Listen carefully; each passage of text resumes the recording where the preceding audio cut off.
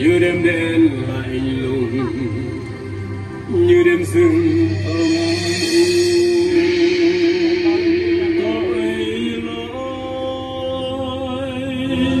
như con sâu con chim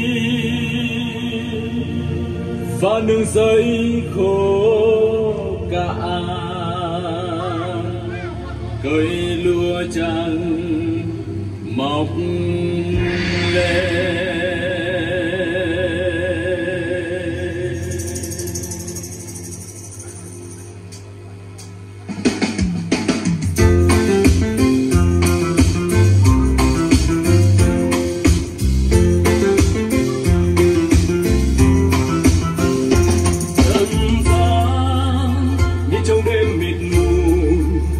Như đêm đen lạnh lùng, như đêm rừng âm u.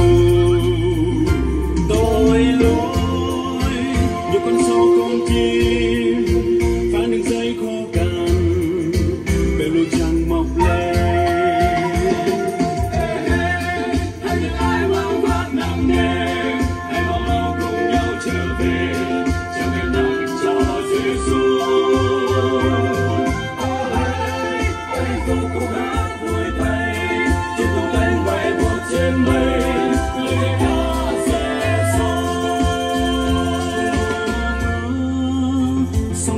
Chan bờ con gió lay sắp nhà biết nương vào nơi đâu.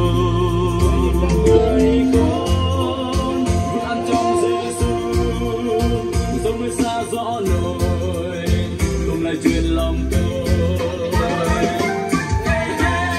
Hãy những ai mang vác nặng nề, hãy mau mau cùng nhau trở về, cho cái nặng cho Giêsu.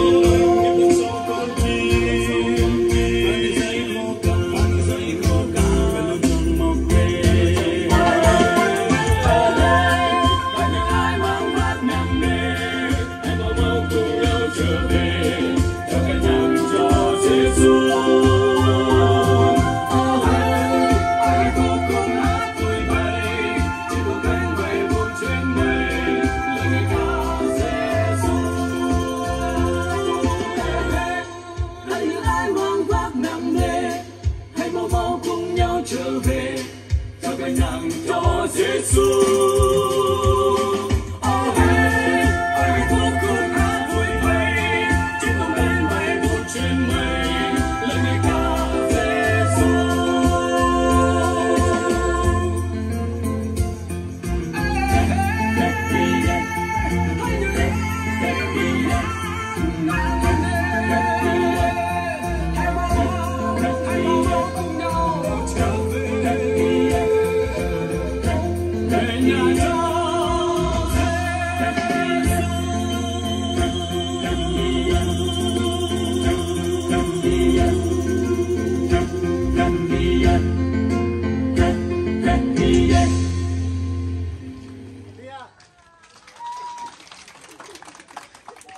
Đi sang thử hờ, đi sang thử hờ.